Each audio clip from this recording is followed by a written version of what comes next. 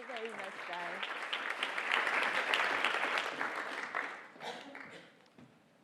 I'm delighted to be here, and I thank the Grantham Institute for this invitation because it's always a great pleasure to come and speak to people who come into this arena from different directions. So today I'm talking about engaging UK's Black and ethnic minority communities in climate change action. And look at this picture, look at the young people. You know, we have really been messing up their world, haven't we? And today, in this lecture, I'm going to move backwards and forwards between the atmosphere within which engagements takes place, the policy frameworks, the practicalities of engaging people, the underpinning processes, and the inner cultural realities of diverse communities. And I will try to weave these together to give you a coherent picture of the potential contribution of diverse communities to the agenda. A lot of what I say across these different themes will apply to many of the different disadvantaged groups within society beyond Black and ethnic minorities. So let's start. We live in a very multicultural world. The 21st century is a multicultural world. And I think this is really important because for the first time, we have a community that's local and global right in our midst. And they're very urban. People move for all sorts of reasons and so on. And this urbanness brings us to an urgent issue within the world itself, that within Britain, we have 80% of the population within these cities themselves. And you know, ethnic minorities, although they might be a small percentage of the UK, they're not evenly spread, and they are in cities. So for example, in London, we have 39% of adults from ethnic minorities. So it is a mainstream issue and not a minority issue to involve them. So I start by, what sort of world have we got when we are actually participating in it? And it changes fast, you know. Look at Extinction Rebellion and what it has done. All of a sudden, everybody is talking about climate change. We've never had this before. And this is important because suddenly there are all these people, ordinary people, and they want to act and they want information. So the gap between science and ordinary people's lives is very important to actually address. I did some work with the National Maritime Museum, and one of the things I was impressed with is that while most of the environmental sector really plays down how they engage people, saying, oh, they can't understand very much, you've got to be really simple, get them to do simple things and so on. But at the National Maritime Museum, because their subject matter is so complicated, astronomy, how you use it to navigate the oceans and so on. So their education department says, our aim is to get the general public to understand complex scientific ideas and principles. And I think this is what everybody should aim for, in order that we have that really, truly informed public that is even more powerful. And we talk about involving ethnic minorities, and recently, about 4 weeks ago, I went to Nairobi to attend the UN Habitat Assembly, which is setting forward the new urban agenda, making a real landmark of saying, you know, we got to take the battle to cities in terms of sustainability. And for the first time in history of the UN, they have realized that unless they really crack the problem of stakeholders at all levels, this is just not going to happen. It's all very well having policy at the top level and so on, but what people do within their own lives is of paramount importance to the agenda of climate change. So you have seen it, for example, with plastics and so on, how people realize that every action counts. That water bottle in your hands, multiplied by millions and millions across all the countries of the world, has spawned a disaster in our oceans and everywhere else. And now what WWF actually talks about how every day they say we are eating plastic in our food and our water to the size of a credit card. But that's terrifying, isn't it? That we're eating this stuff? So we talk about how we actually get people to participate, and then we need to understand what are the contexts within which people live and work and participate and join with society. So some of the social housing in Shoreditch, So bleak, you never see a leaf of green at all. Urban minorities, many of them live in such areas. So at UN Habitat, the Secretary General said to us, with the coming mega cities, everyone moving into the cities and so on, you know, the battle for sustainability will be fought, won or lost in the cities. We have to pay attention, especially with the school strikes and so on. Really young children are now interested. How do we nurture their interest and the information and so on in a way that they are going to change the world which we are messing up? That they actually gather the power for change within their own lives and within policy and influencing that as well. So the new urban agenda says, leave no one behind. That is really important, and that, as I said, applies to many disadvantaged groups.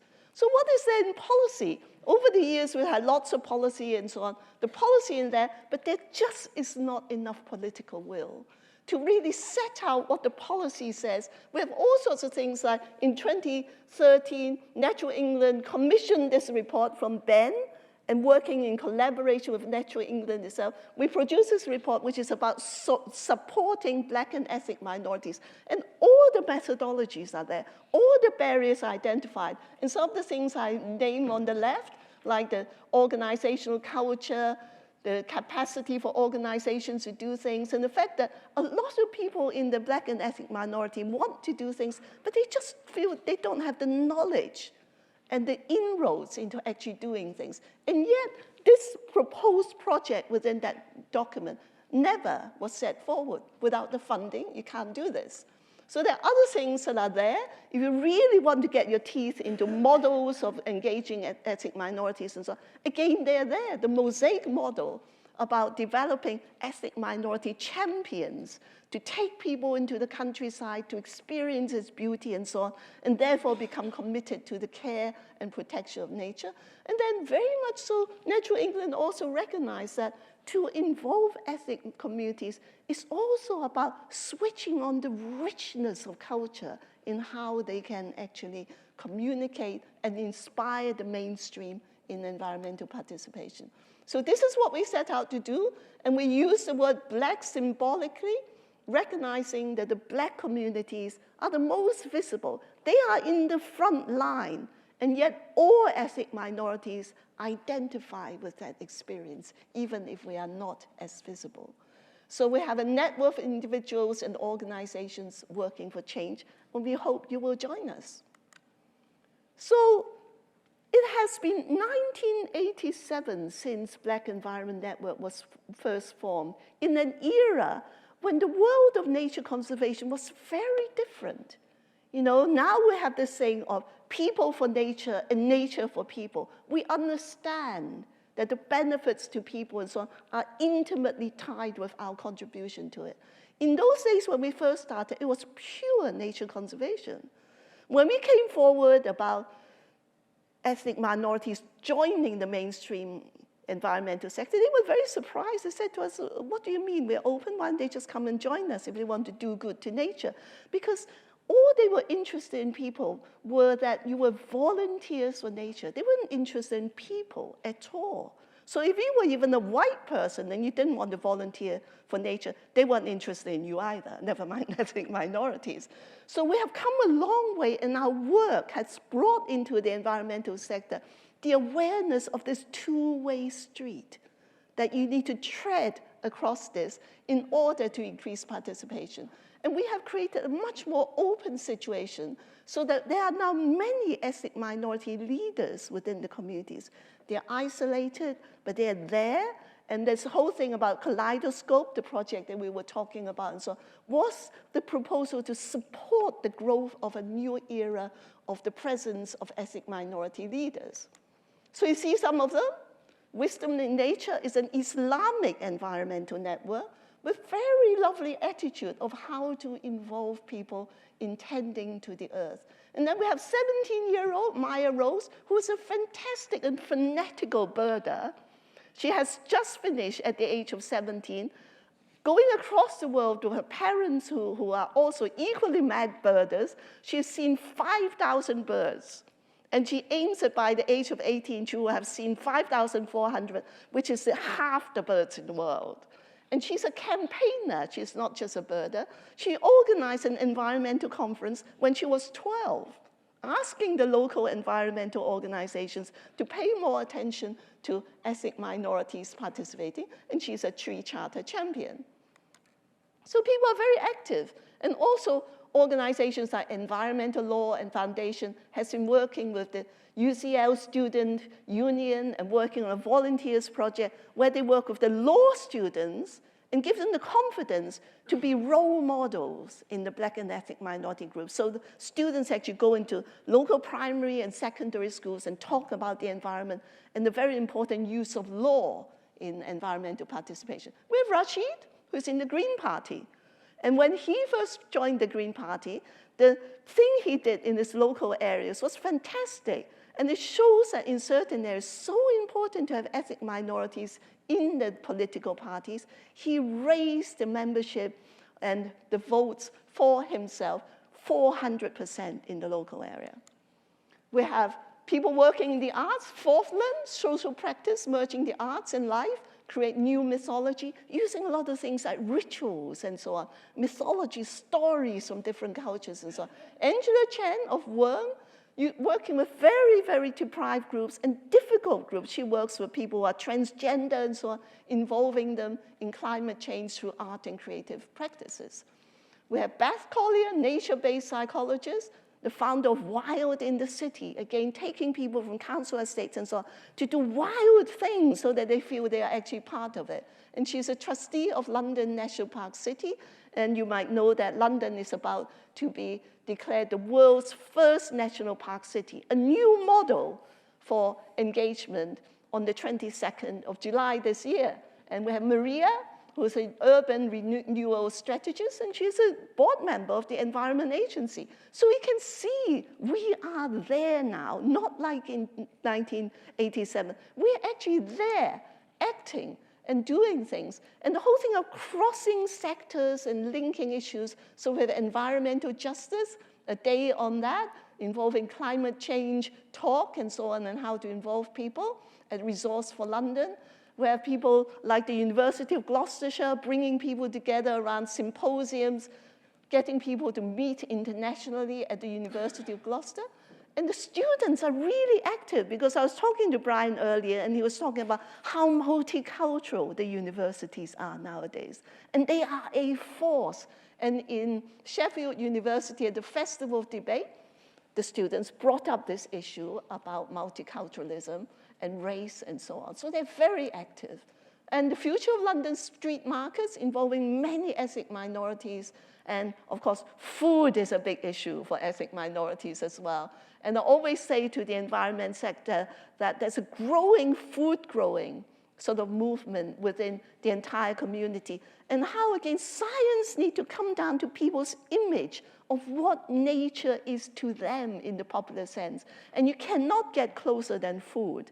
And if you really take food seriously and food growing, you can teach every environmental concept through what happens to food plants, including climate change. So the reality of connections of the world, many of our ethnic minorities are connected constantly with the world. They move between their countries of heritage and here, and they're connected with landscapes that even we are not connected with, of true wildness, of local and global people. And that's Gloria, who was showing me around the plant medicine garden of the National Museum in Kenya's Nairobi, and seeing the wonderful artworks that they do, and also the fact that, you know, although we have modern medicine and so much of it has come out of traditional plant medicine and so on, that in so many parts of the world, nobody can afford these Western medicines. They're still using the plants, and it's a very important part of their lives. So one of the organizations I met, they were actually working with elders, and they work with plant medicine and HIV in Africa. So I want to go right back to nature, you know, the sheer beauty of nature. And you know, when you are in true nature and its beauty, you realize that nature is unnecessarily beautiful.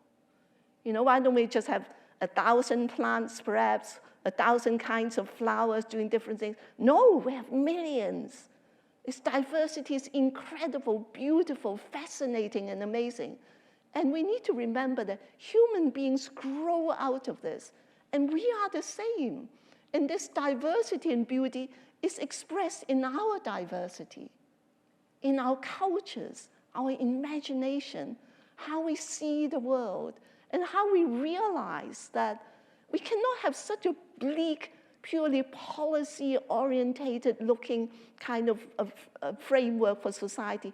It has got to be rich and luscious in the way we approach world.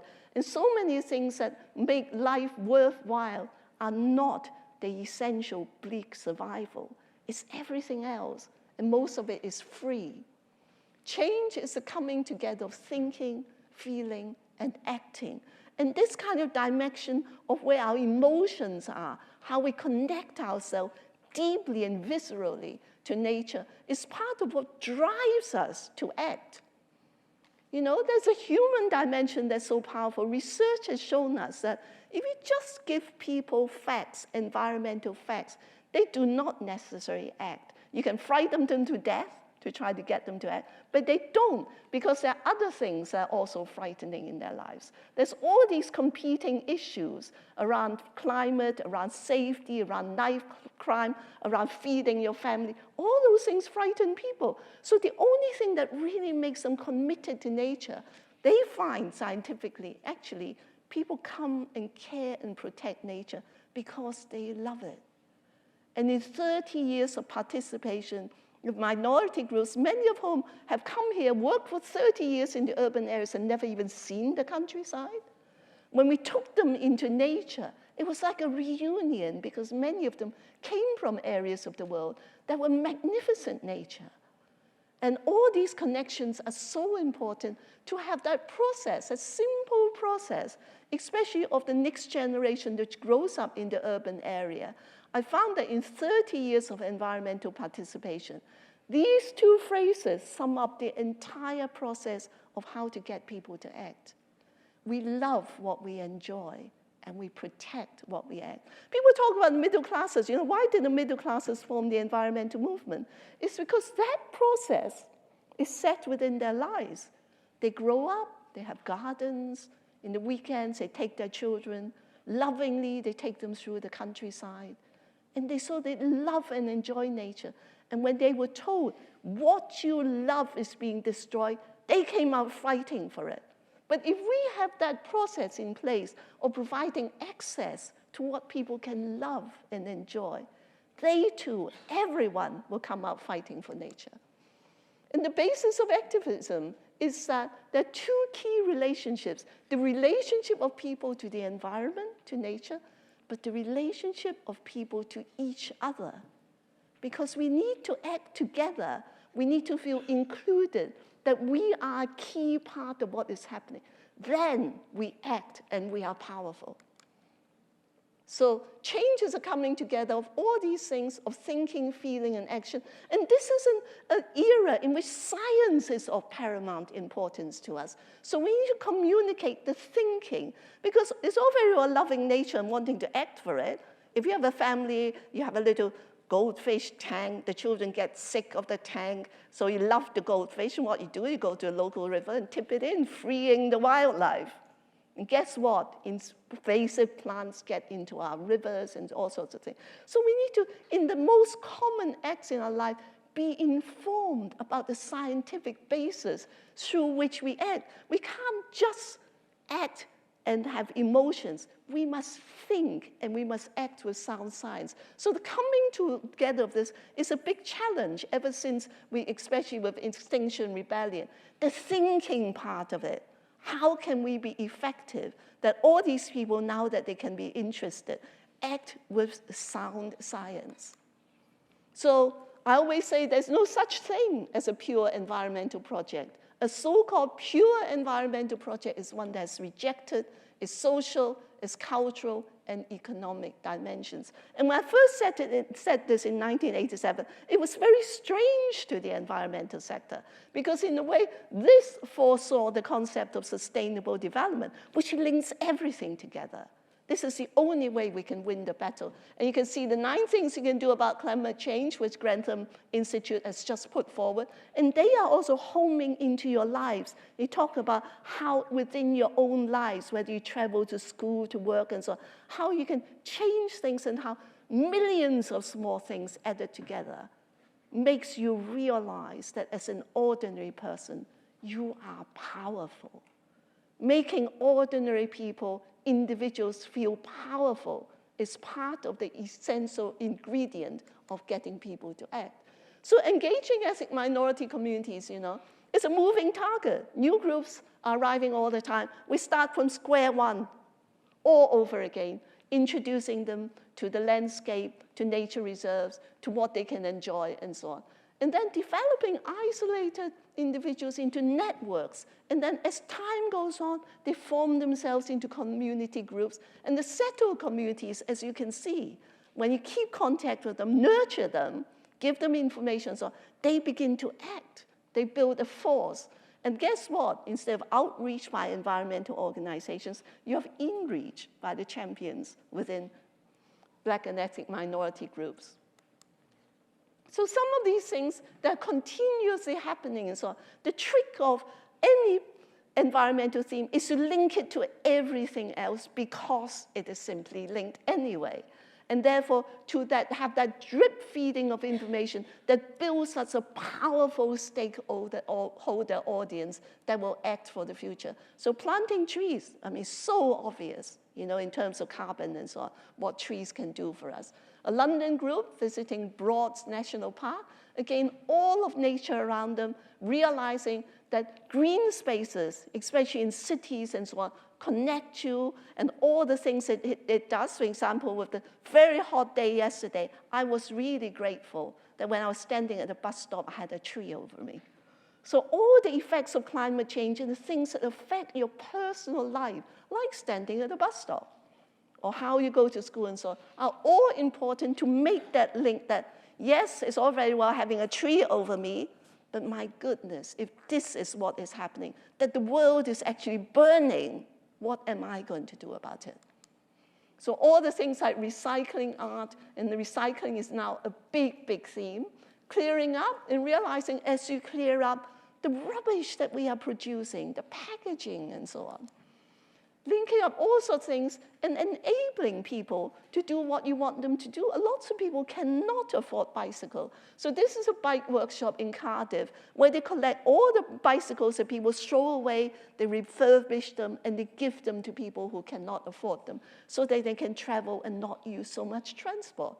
History and heritage, the generosity of some of the aristocrats, although sometimes we talk very badly about them. Richard here is very keen to share his historic house, his beautiful grounds and garden for ethnic minorities to enjoy because he recognizes that in his history, he was involved with slavery and that he personally wanted to do something, to give something back. And the young men you see who are there enjoying themselves and so on are catering staff who work in takeaways, in restaurants and so on, and on their day off, they were delighted to be in touch with beauty, with heritage, with stories about themselves, and with making friends with someone who is of a different generation. So outdoor activities and so on, water, the whole issue of water and climate change, the fact that we say that we're going to head towards the melting of glaciers and so on, and water wars in the future across the world. And even here, the environmental organizations tell us about the wildlife in rivers. They are dying because of the amount of water in the urban area that we're taking out from the countryside. And of course, I've talked about food growing, the enormous pride, the pleasure of connection with culture, the cultural taste of your own country and so on. But again, how we grow food, how we transport them across the world and so on. All food for thought to help us do all this. And then culture, the Chinese Moon Festival and so on. I was talking about working in the National Maritime Museum. They're using what they call moon culture, which exists across many cultures, to connect different ethnic minorities in Greenwich, and also using the fact because of the moon, you look at the sky, links into astronomy and so on, to bring the science and the understanding into the communities. And art in the park, art, so important to bring that deep human dimension to everything that we do. And of course, actions by businesses, workplaces, and home. Information is so important, but in an atmosphere of inclusion and exchange. Creating trilingual reports on health and the environment. So some of these things I was talking about is the beginning of new ways of thinking which enable us to be ever so more powerful, not just in communicating to ethnic minorities, but to everyone. For example, we talk about linking to non-environmental core aims. Do you know that in London alone, there are 120,000 voluntary groups? A handful of them are environmental. But with the whole era of understanding research making links between health, well-being, and environment, suddenly we should be talking to all these non-environmental organizations about how the environment and what it delivers in terms of health and environment and so on, links into their non-environmental core aims. And therefore, the dimension of environment should enter these 120,000 organizations. So there's a lot of work there to do when we open out into a different arena of change, and then linking up all those things I named, active citizenship, the richness of diversity, always enjoying ourselves as well as working for ourselves, and then that vast missing contribution, seeing everyone as stakeholders and so on. So multiculturalism, there's a world now within our cities, And I felt always that we need to look at multiculturalism in new and inventive ways. And Ben proposes that we look at it in this way. If science tells us we came out of Africa, each and every one of us. And as we moved across the world, we settled in different places. And when we settle, we forget. We think that we have always been in this bit. And we call ourselves a unique culture. So there are many of these unique cultures that comes out of traveling across the world. But all these unique cultures are very interesting because in their environment and the circumstances, the human potential is stimulated to create a culture through our imagination and that remarkable quality of consciousness, of emotion, of perception of beauty and so on, creating all these unique cultures. But when you look at these unique cultures, what they do is illustrate for you the spectrum of the potential of the full spectrum of the human personality. In all its glory and all its horror. But if you meet people in this world within our city, someone from a different country, and you're able to relate in an authentic way and begin to be confident enough, trust enough to begin to reveal yourself to the other person, there is always a gift of awakening of qualities in yourself that has always been there. Because we are all human, and all that is experienced by the human personality can be awakened in us. So it's an exciting time to meet not just the world, but ourselves. So these are some of the things I've talked about. I thought it's interesting to actually bring them together, and the fact that, when you look at the world map, you see how small the UK is and how what we call ethnic minorities are actually global ethnic majorities that you are meeting, and that we are global people. And in a sense, confident cultures tend to not think about their culture very much. You don't have to, you're British, we're confident, we're mainstream, we're it. But when the minorities came and they were neglected, one of the things they had to do to draw strength from, when you're neglected and not allowed to enter the mainstream culture, you turn to the strength of your own culture. So within the ethnic minorities, ironically, it's a clarity about who they are for themselves. And in this context, I propose to you that the mainstream need to also look very hard at themselves, because the UK is not homogeneous. I mean, there's Scotland, there's Wales, if you want a big block, but there's Northumberland, there's Viking culture, there's Cornwall, there's Somerset. When you look across the UK, you can see the uniqueness of different areas of culture with a lot to give, a lot of diversity that shouldn't be lost And when we look at the world like this, well, we're all ethnic minorities. And this unites us. Cultural visions and inspiration and the motivation for us and the significance of underpinning processes, this is part of it, that we need to release what a cultural vision is and be inspired by all the things that we can claim as our own in order to feed environmental participation. I was always very moved by one incident that happened early on in Black Environment Network's culture. There was a group, a Bangladeshi group of women in King's Cross who came to us when we very first started and said, we'd like to grow some vegetables. And the environmental sector in those nature conservation days, they looked at this project and said, are you kidding? You call this environmental? You've got to be joking. We said, no, this is how people see nature. If that is their starting point, that is their starting point. So they grew vegetables, and then at the end of the project, like all funders, you go to them, you ask a series of questions, one of which is, what is the best thing about this project? And the answer blew me away. It was one of my own awakenings. The women said to us, the best thing about this project is that our bare feet are once more on our mother, the earth. This visceral, emotional, spiritual sort of connection that is so deep to nature is one of the things that we need to be reminded of in our materialistic and more superficial culture. We need to live in a way and allow our children, the young children, to live in such a way that they have this deep, visceral connection to culture and nature that is mixed, because when you have that, you know, the environment is safe. So some of these things, when I talk about cultural visions, are how we can be inspired about different ways and frames of looking at culture that can make us more passionate about our participation. So I looked to my wanderings in India, in South India, when I was a young woman, and I saw people coming out in the morning in the front of the houses and doing these things with white rice powder they call coal lamps, rhythmically doing beautiful patterns and so on. And to my horror, when they finished it, they took a broom and just swept it away. I thought, my goodness, what are they doing, you know?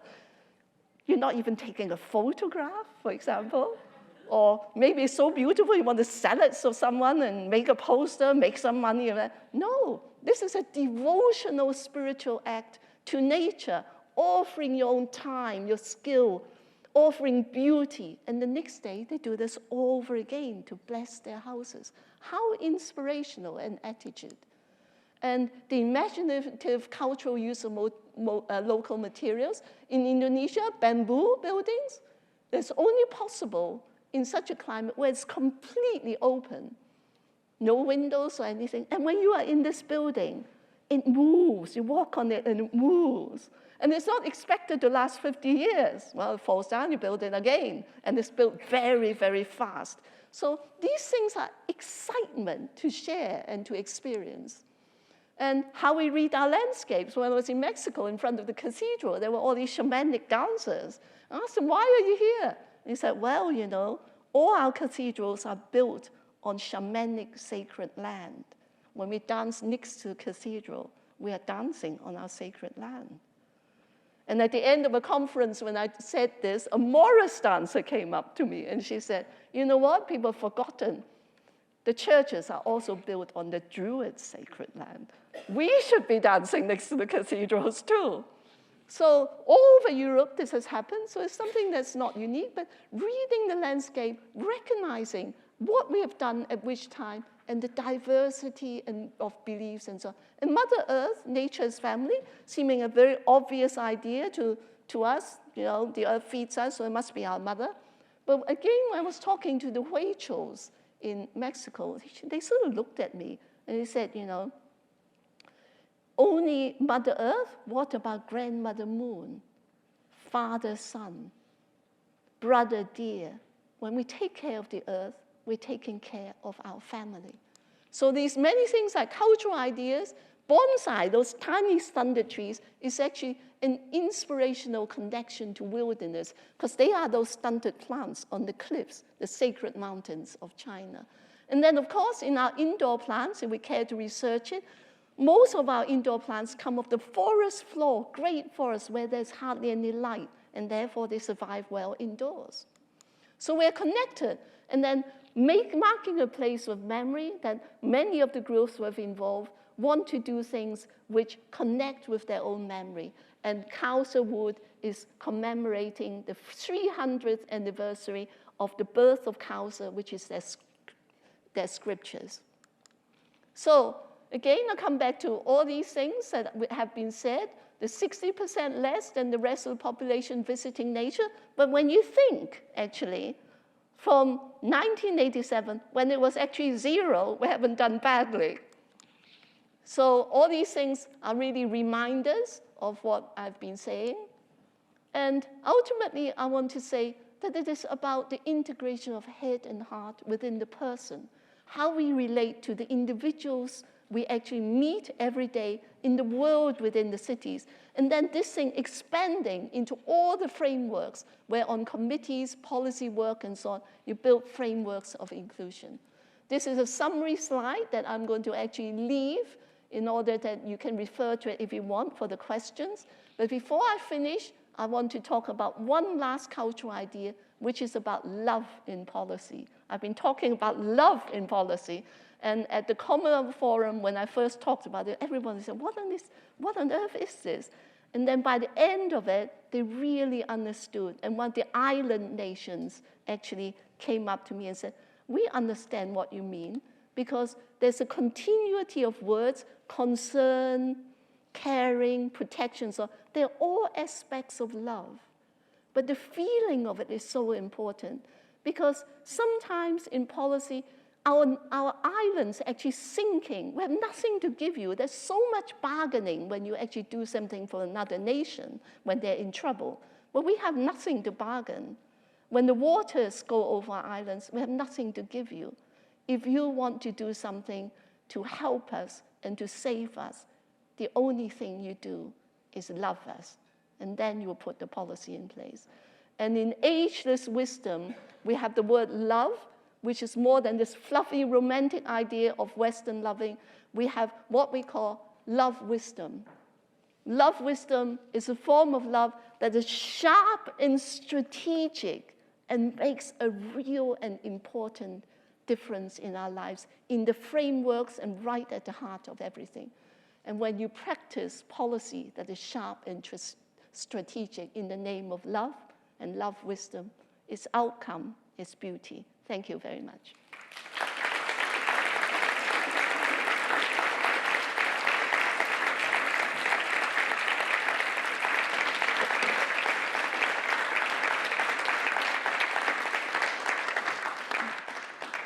Right, Judy, so if you're willing to answer some questions, perhaps we'll move over to here. So please think of your questions, and I hope there'll be some light so I can see you. Great. Okay. So, Judy, you're happy to answer some questions? Oh, yes. And I love seeing my audience. Right. You can see enough of them now. Okay. Okay. So, who would like to ask a question then? Okay. Yes. Okay. Thank you for your beautiful and inspiring presentation, first of all. But what concerns and worries me is less what happens in the urban environment and the fantastic work that you're doing with the BAME community. What worries me are the people left behind more on the coasts and more in the countryside who are not in the urban environments, who form part of the non-cosmopolitan, less educated groups who less cosmopolitan than those who live in London, more likely to vote Brexit, etc. It's this group of people who are less likely to believe the science, even if they're told about the science, dismiss it as being part of some conspiracy. How do you think that we should work together with these communities to bring them in, to also be part of the same team to support the environment? Okay, so not everyone's going to be in the urban environment, and they're being left behind, so... Yes, I think this is very important because, you know, when you go into the countryside, they do tell you, they feel that they're not at the center of things and they're left behind and so on. So it's important. Again, it's the same principles, you know, that if we want to include people and we want them to be effective in both benefiting themselves by saying what their needs and wishes are and actually participating in all the processes of change, we must simply involve them. I mean, it goes back to all the same principles, although the new urban agenda accentuates the fact that there are so many people in the urban areas. And that's another dimension of policy. This cost effectiveness thing always drives them towards where the greatest populations are, so that other places people are left behind. So the voices of those have got to be included, and we need to go to them and start this conversation. And as I was talking to Brian very early on as well, you know, people, in order to be involved, have to have a sense of their own power. And a lot of the people who are left behind do not have this sense of power. And part of it is information, part of it is knowing what the structures are, part of it is also articulating their needs. You know, you don't get on the agenda if you don't articulate your needs. But people are not instantly consultable. If we truly want to involve people and get them to have what they need, we must also start this process of providing information and experiences which allow them to grow that awareness, which allows them to give that quality articulation of their own needs so that we can actually address them. All right, next question, please. Yes, over there, yes. Hi, thank you for leading this talk. It's very informative. I wanted to ask you about my personal experience. So I'm a 20-year-old student at Queen Mary's, and I'm trying to make people who study there more involved in the environmental movement, but I'm seriously struggling because there's this big barrier to participation of time that BAME people can donate to this cause. There's also kind of a stigma against environmental movements that they're majority white, middle class. So I was wondering if you had any advice of how to appeal to people who kind of view the environmental cause as a predominantly white cause and make it more of an inclusive process to people who would want to join? I think that giving examples is very important because they're examples, especially examples that you can identify with. For example, the example I just gave at the Sheffield University, where the students came together, both white and ethnic minority, and said they want to raise the issue and the profile of ethnic minority students' presence and what it means and what the issues are and so on. And a lot of the things they discussed were very relevant. They say that, for example, the environmental sector has really got to learn how to make their messages communicate the fact that the things that affect ethnic minority people are actually in their minds. There was a big argument about polar bear posters, where they say, you know, people are sounding like, you know, the polar bears are much more important than the people. And there was a big argument about it, especially from a representative from War on Want. He really was very angry with these people. But you see, there's learning on both sides. For example, I felt that the person from War on Want needed to know, first of all, that yes, they are projecting images of, in a way, a kind of privileged way of thinking about the environment. So that when the ice melts, they're more concerned about polar bears and they don't talk about Bangladesh or India or all those places when the ice melts and the sea levels rise and so on. But at the same time, the people talking about this issue are actually addressing the central issue, the fact that the ice is melting. So actually, these two need to come together so that when people communicate about a central issue, it's got to include people and the images of the people that it really concerns. So that when you look at that poster, you know that yes, it is both about polar bears, which I also love, but it's also about people and about ourselves. And therefore, the motivation and the inclusion of entering the movement is an atmosphere of the fact that it is more open to people who can actually want to participate from different minorities. We'll let you come back in a moment if there's going to be someone. Sorry, is that? Yes. Yeah, thank you so much for your talk. It was really beautiful and extremely inspiring. And I've heard you talk before, made loads of notes, which I intend to use later. But I do worry that, you know, when people have grown up in a city thing, as you say, you know, they're just completely disconnected from nature. But I think even worse than that is the fact that you know, people have been totally brainwashed and numbed by modern life, images, television, films that, you know, I mean, I was talking to my niece today who works in film, and she was saying it's so hard to get funding to make a film which is just about small stories. You know, now it's all about, you know, kind of action heroes and this and that. You know, and people are growing up like this from the time they're little, hit with horrible sort of advertising about, you know, children have to want to own all sorts of nonsense, you know. It's just an endless assault from the time they're very little. And by the time they're teenagers, I mean, I just think that their ability to connect with something that's, I'm not saying that climate change is a subtle subject, it's not, but it becomes subtle in relation to all the images of stuff that's that is, you know, hits young people all the time. How do you get over that? Well, schools is a great point because everybody goes to school. But then after school, people go back to their own living environments. And if you live in a very poor environment, for example, in London, it is really difficult. Life is difficult. It's bleak. You're surrounded by materialistic things. And it's like the photograph I showed you in social housing in Shoreditch. There's nothing there. And, you know, transport is so important. I actually said to some of the environmental agencies, you know, London is about to be declared a national park city. It's got 49.5% green and blue space. And yet, there are people on one side of London, for example, in the west, and so on.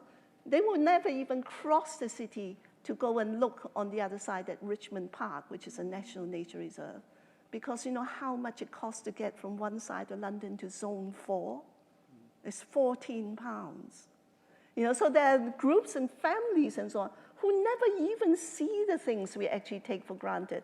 And when you think of the very little money that they have and the competition on what you do with those money and so on, the cheapest thing is television as entertainment in their lives. So the experience of nature is actually not there. When we were in Black Environment Network and we insisted that we want to take people out of the cities into the countryside to experience nature, people said, oh, you got parks and things in the cities. And we said, no, it's not enough. You know, even the most beautiful city park does not give you a sense of real nature. Only people who've had that sense think that they are in continuity. So we went to a youth club, for example, and we showed them photographs of beautiful places, forests and landscapes and so on. They looked and said, oh, that's quite pretty, but what do we do after that? There's nothing to do. And they wouldn't go unless they said they could play football. And we found a very, very enlightened nature reserve warden. And he said to me, in his attitude, which is so important, he said, you know, even on the most precious nature reserve, you can find a place where they can play football, not let them come. So because they could play football, they were taken into the countryside. And when they went there, they, for the first time, understood what it means to stand in the most magnificent landscape. They actually sat down and wanted to do nothing. They just wanted to stare at it, walk a little in it, and have that real connection to nature. And when they came back in the cities, they kept going on and on about the continuous, the endless green, and they wanted it in their cities. And we need to give it to them. We need green spaces. We need to transform our streets. We need to really create an environment in that, to meet that challenge that Urban Habitat 3 set us, saying the future of the environment is going to be fought, won, or lost in the cities. Because if the next generation doesn't care, the environment will go down the drain. We depend on the next generation taking up the baton and fighting for it. Given that we have so little time, I feel that... Do you think we could... yeah. I'd like Okay. to ask someone else, and then, thank you. Yes. And there's a lady back over there, I think.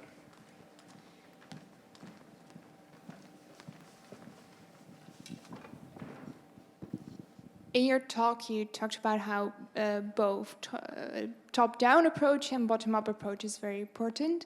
But, for instance, in your talks with the City of London and making it more green, how have you found cooperating with the private sector? Because I know from experience that can be a very helpful factor when there's economic benefits for them to increase green spaces or they see commercialization in it. But it's also very difficult if they see that it might impinge on profits. Yes. This is where new ways of thinking and new models are very important. I mentioned that London is about to be declared the world's first national park city. I'm one of the group of people who campaigned for this. We campaigned for 6 years, and we had this vision of a national park city as a model. And people thought, what on earth is a national park city? For one thing, it's contradictory. I mean, it's a city. How can it be a national park? But now you say it's a national park city. So we say we take the values from the UK national parks, the rural ones, which are better conservation, better enjoyment, and better economy. And we said, we can do this in the city. And the defining element of London National Park City is that we'll pay equal attention to outstanding nature and the potential for nature in the built environment. And because we're going to relate to people, this is where it's really interesting. For example, if you go to the GLA and the Green Infrastructure Task Force and so on, the boundaries of biodiversity strategies and so on are public land. But we say what we can deliver and help you is to break out of the public land syndrome and begin to go into people's private land, into gardens. We're 3.8 million gardens in London. And even if 1 square meter of each of those gardens became for wildlife, it will make a difference. And we will connect also to all the commercial land and the commercial sector and really begin to have a strategy and a vision that covers everything, every part of London. So this is a work in progress. It is talking to developers as groups, providing inspiration and incentives also for building a city in which businesses will be proud to come to as a London National Park City. I will take one last question. I can see someone through there. Yes, a lady through there.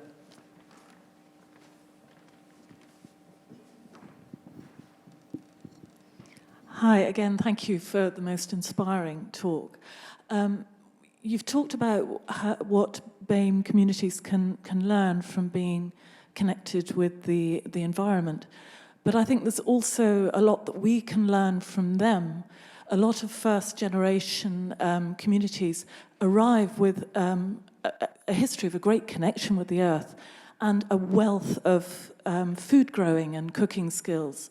And these can be very inspiring when shared with other people. So not only members of their own community, but we can learn a huge amount from them. And I think that possibly food itself provides a very great opportunity for reconnection within the urban context. And I'm hoping that the Garden City of London can incorporate large food-growing networks and areas within that to reinforce and engage that opportunity. But yes, it's really about what we can learn. Do you feel that there's a lot we can learn from them?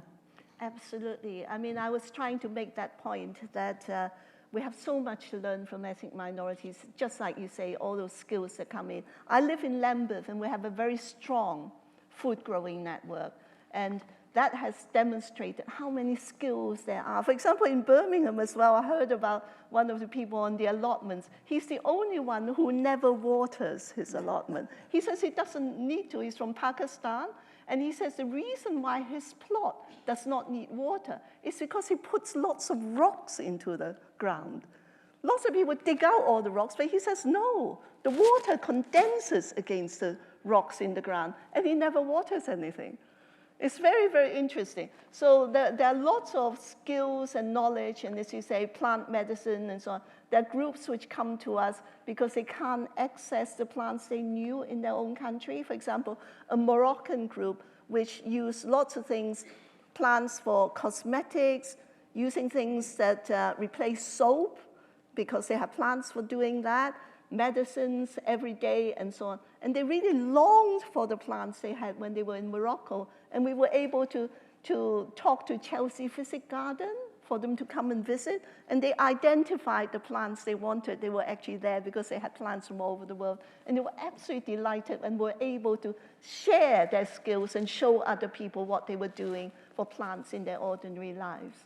So like you say, lots and lots of not only plant skills, but also the way we connect with each other. I think that is also a great skill, the social structures of how communities connect and so on in very many different ways are truly things that we need to learn and consider in building our society as well. Well, I fear I better bring proceedings to an end now, but been a talk of many nuggets. I mean, having watered my garden last night, I'm very interested in a technique where I don't need to do that. I've put my hand up and you've completely looked over here and I've tried to get a question. Okay. Right, if you would like to ask a very short question, let's hear it. Thank you very much. Question for Dr. Judy. It's a quick one. Just in relation to language, and how language creates the context from which we operate from. Is the glass half empty? Is the glass half full? I've been hearing the term minorities being used. My question is, why do we define people as being minorities when in actuality, they are the majority? There's 1.7 billion I'll Chinese. answer that. And hold on, and my question, so why do we use the term minority to describe the majority? And what do you think the impact would be if we were to start using a different language to describe people? That's my question. Thank you very much. Thank you. There are different viewpoints on the word minority. Some ethnic minorities say that they hold the term ethnic minorities very dear because it describes them and it allows their needs to be met in policy. And when you think of, in London, as I said, ethnic minorities, you need to understand it in this complexity. So you have all the ethnic minorities in their diversity in London making 39%. So that it makes a nonsense to keep calling them as a block minorities. And yet, when you look at this block, in some boroughs, 300 languages are spoken. They are made up of minorities. So there are very small numbers of different minorities making up the block of minorities. And it's also very valuable to understand the struggle of people in small numbers, that they need support as well, to support so that they can flourish, so that they can actually communicate what they can do and also become part of the whole. So there are different levels of being minorities, and it's not a problem we have solved. Right, I'll try again. I think we've reached the end, and thank you very much, Judy.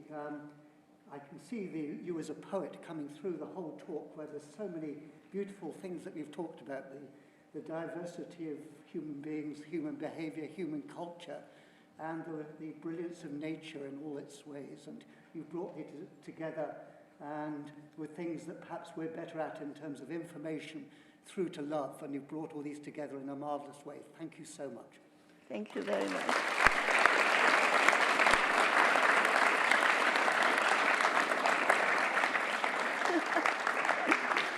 Oh, thank you very much. That was beautiful. Thank you, Brian.